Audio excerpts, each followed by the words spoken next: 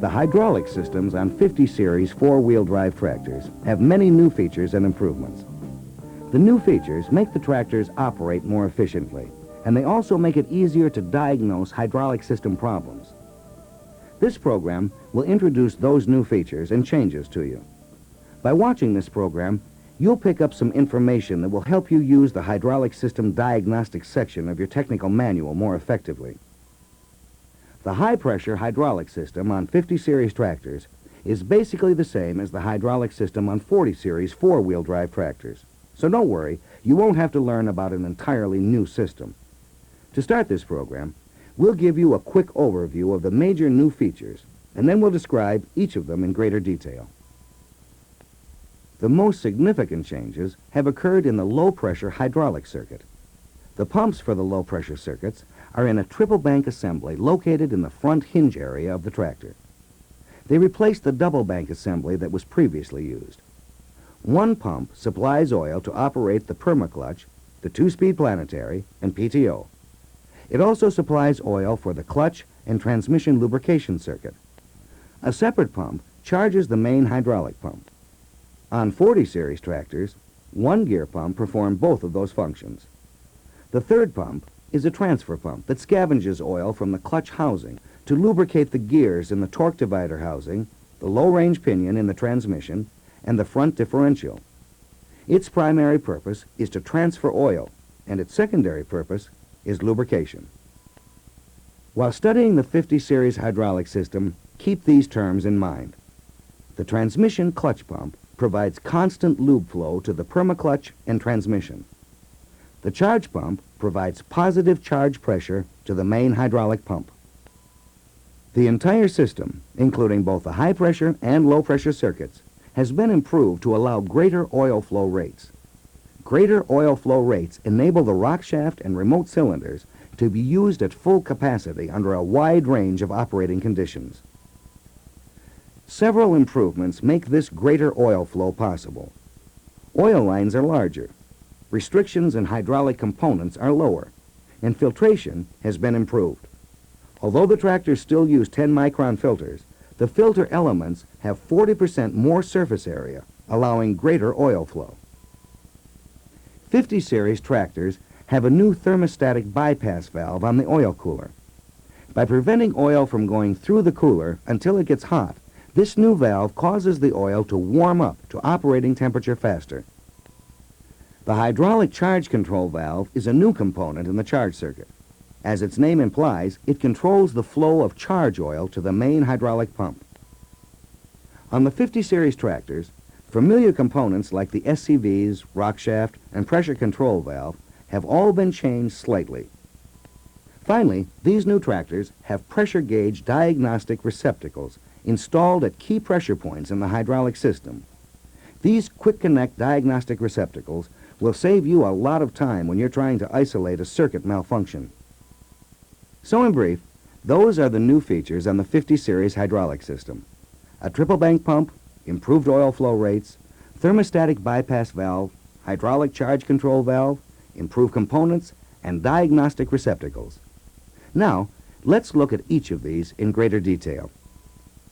We'll start with a triple bank pump. The rear pump of the triple bank pump assembly is the transmission clutch pump. It draws oil through a screen from the reservoir, sends it through an oil filter, and on to the pressure regulating valve. Oil goes from the pressure regulating valve to operate the clutch and brake elements for the PTO and transmission. As you can see, the transmission clutch pump also sends oil to the feedback cylinder in the power steering system. This oil is used to slightly load the feedback cylinder against its mounting pins. From the pressure regulating valve, the oil goes forward to the oil cooler. Cooled oil goes back to the lubrication circuit, where it lubricates and cools the permaclutch in the flywheel and transmission parts.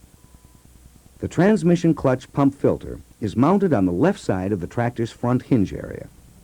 This filter has a greater surface area than filters used on the 40 series tractors. The filter housing also has a new filter relief valve with a special warning system to inform the operator of the filter's condition. As the filter starts to become restricted, the relief valve moves into its first position. At the same time, it activates this service message on the warning system display panel in the operator's station. In this position, the filter does not actually bypass any oil. If the operator does not replace the filter and it continues to plug, the bypass valve moves to its second position. It still does not actually bypass any oil, but it does activate this shutdown message on the warning system display panel and also sounds the horn. Finally, if the operator ignores the shutdown message and the filter continues to plug, the bypass valve will move to its third position. It continues to activate the shutdown message and horn, but now it actually starts to bypass oil around the filter. Unfiltered oil goes directly to the pressure regulating valve. Before leaving the transmission clutch pump circuit, let's take a look at that thermostatic bypass valve on the oil cooler. The bypass valve is connected across the lines going to and from the oil cooler. When oil temperature is below approximately 150 degrees Fahrenheit, the bypass valve is open. Oil flows through the valve instead of through the oil cooler. As the oil warms up to 150 degrees, the thermostatic bypass valve closes and oil goes through the cooler. So to review briefly, the transmission clutch pump draws oil through a screen from the reservoir. This low-pressure oil goes through the oil filter to the pressure regulating valve to operate the transmission clutch, PTO, and two-speed planetary. Low-pressure oil also goes to the feedback cylinder. The oil goes forward through the oil cooler and then back to lubricate and cool the permaclutch and transmission. The front pump of the triple bank pump assembly also lubricates some transmission parts. The front pump is the transfer pump, and it scavenges oil from the clutch housing to lubricate the gears in the torque divider, the low-range pinion in the transmission, and the front differential. As we mentioned before, its primary purpose is to transfer oil. This circuit is the same as the one in 40 series four-wheel drive tractors. Now, let's finish off the low-pressure circuit by taking a look at the hydraulic charge pump. That's the middle pump of the triple bank assembly. It draws oil through a common suction line with the transmission clutch pump and then sends it up to the main hydraulic pump through a filter. The main pump, of course, supplies oil to the high-pressure circuit. Oil from the charge pump goes to the hydraulic charge control valve. The hydraulic charge control valve is also a junction for return oil from the rock shaft and SCVs. The control valve receives oil from the charge pump and the return circuit and directs the right amount to the main pump. The remainder goes to the suction side of the charge and clutch pumps. Notice that we've added a pilot line that runs from the inlet of the main hydraulic pump to the hydraulic charge control valve. Inlet pressure from the pump, sensed through the pilot line, determines what the hydraulic charge control valve does with oil from the return circuit and the charge pump. The best way to show you how the control valve works is to give you several examples of flow conditions. Let's start with the main hydraulic pump at standby, meaning that there's no demand for high-pressure oil flow. The hydraulic charge control valve senses the inlet pressure at the main pump through the pilot line. The inlet pressure positions the control valve so that it unloads the oil flow from the charge pump back to the suction side of the pumps. Remember that the transmission clutch pump and the charge pump have a common suction line. Therefore, some of the charge oil unloaded by the control valve may go into the transmission clutch pump circuit. Now, what happens when there's a demand for high-pressure oil flow? Let's say that demand is 20 gallons per minute, but let's also say that the charge pump is supplying 25 gallons per minute and that the return circuit is sending back about 18 gallons per minute. So the hydraulic charge control valve has a total of 43 gallons per minute that it can send on to the main pump. But the main pump can accept only 20. The main pump inlet pressure, sensed through the pilot line, positions the control valve so that it unloads 23 gallons per minute back to the suction of the gear pumps and lets 20 gallons per minute go to the main pump.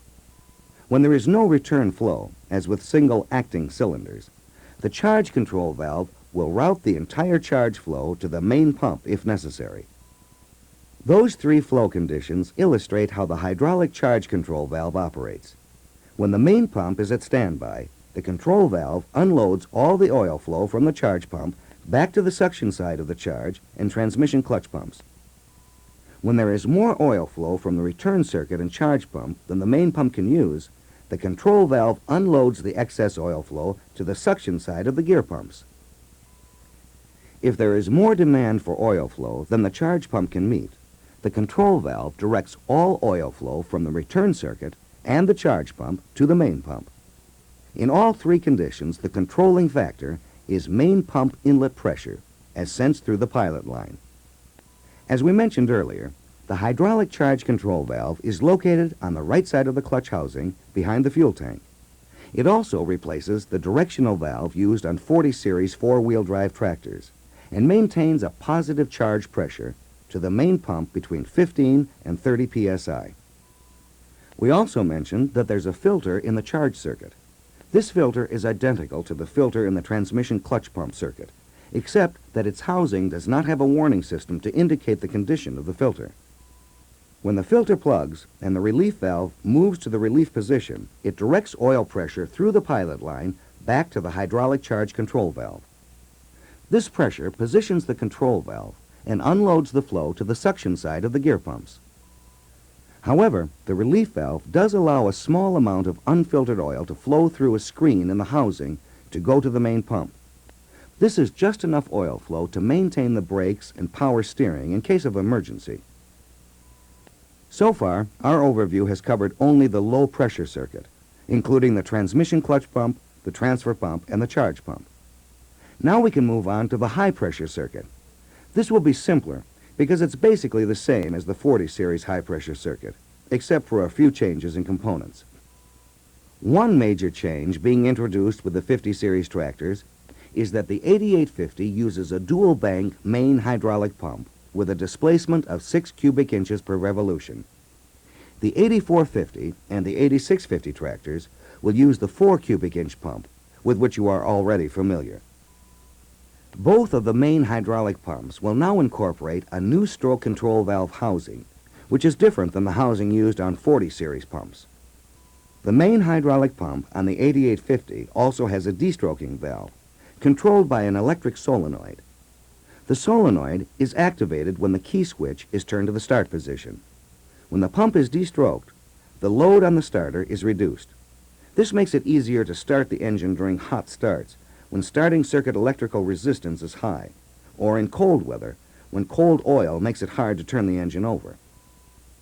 On all 50 series tractors, the pressure control valve now has a separate housing instead of being contained in the rock shaft housing.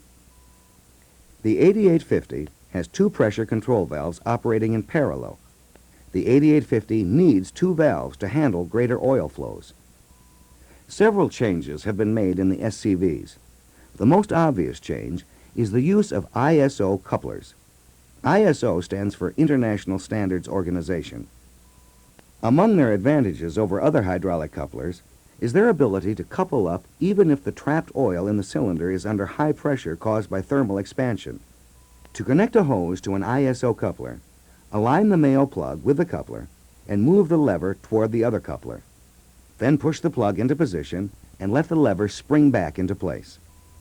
With ISO couplers, there is one important operating procedure you must keep in mind. When connected to a cylinder under load, like a raised disc or other implement, the control lever must be cycled forward and back before the SCV will function normally. To disconnect the hose from an ISO coupler, move the lever toward the opposite coupler of the hose being removed and pull the hose rearward. The SCVs on 50 series tractors have some internal changes too. They have larger ports and passages which can allow greater oil flow. The hydro-mechanical detent in the SCV has been changed too.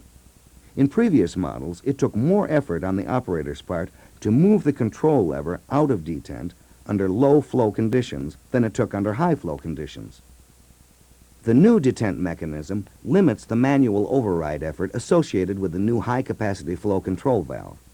It also provides a neutral start feature, so that when the engine is turned off and the function pressure drops below 70 psi, the control valve lever will automatically return to neutral.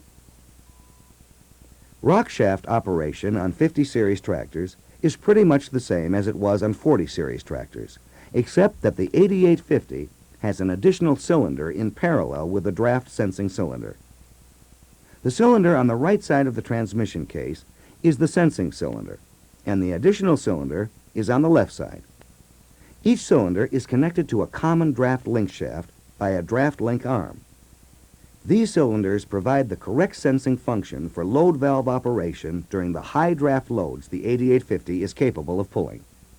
The 8850 is equipped with a Category 4 hitch, convertible to 4 narrow, for better stability of larger integral or semi-integral implements.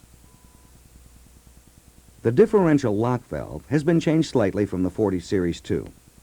The valve is now located on the right side of the torque divider housing and is controlled by an electric solenoid instead of mechanical linkage. The operator activates the solenoid and locks the differential with this pedal switch on the floor in the operator station. The switch automatically returns to the off position when the operator removes his foot from the pedal. Finally, to conclude our overview of the high and low pressure circuits, we'd like to point out that the oil lines in all circuits are larger to handle greater oil flows. So far, we've been talking about new features that improve the tractor's operation. Now, we want to show you a feature that will make your job a little easier. The 50 series tractors have quick connect diagnostic receptacles at key pressure points in the hydraulic system. These receptacles, or DRs as we call them, make installing test equipment an easier task. The transmission clutch pump filter housing has 3 of these DRs. Attaching a gauge to the one at the rear will measure the pressure regulating valve setting. Using the one at the top with the one at the rear will allow you to measure filter restriction. Using the one at the top front will give you the hydraulic charge pump pressure. The hydraulic filter housing has a DR2. This one is used to check the main pump inlet pressure. There's a manifold on the lower left side of the transmission in front of the axle housing. At the present time, the manifold does not have a DR for measuring lubrication pressure. Remove the lube sender for installation of a DR. The sender must be reinstalled after testing. The left side of the clutch housing has a DR for checking clutch operating pressure. Use this DR on the stroke control valve housing to check standby hydraulic pressure on the 8850. On the 8450 and the 8650, this junction block on the right-hand side of the tractor has a DR for checking standby pressure. Not all test points have diagnostic receptacles. If there is a need to check PTO clutch or brake pressure, you need to remove a 14-millimeter plug and install an adapter. The PTO brake test port is located at the lower front side of the rear hinge. The transfer pump pressure can be checked by installing an adapter in place of the large plug at the right-hand rear side of the transmission clutch pump filter housing. We've shown you where all the diagnostic receptacles are located. Of course, you should refer to the technical manual for actual diagnostic procedures. We would like to point out one thing, though. Since the transmission lubrication circuit is separate from the main hydraulic system, there should be no interaction between them. The only problems they could have in common are a plugged intake screen or suction air leak. Well, that pretty much covers the new features on the 50 series hydraulic system. We've shown you how the new triple bank pump assembly separates the transmission lubrication circuit from the main hydraulic system, and how the new hydraulic charge control valve improves charge circuit operation. We've shown you how new and improved components improve oil flow in the tractor. And we've shown you how the diagnostic receptacles reduce the time for test equipment installation and makes diagnosis easier. By becoming more familiar with the 50 series hydraulic system, you'll be able to use the diagnostic section of your technical manual more effectively. The technical manual has more detailed information about the operation of the hydraulic system, too.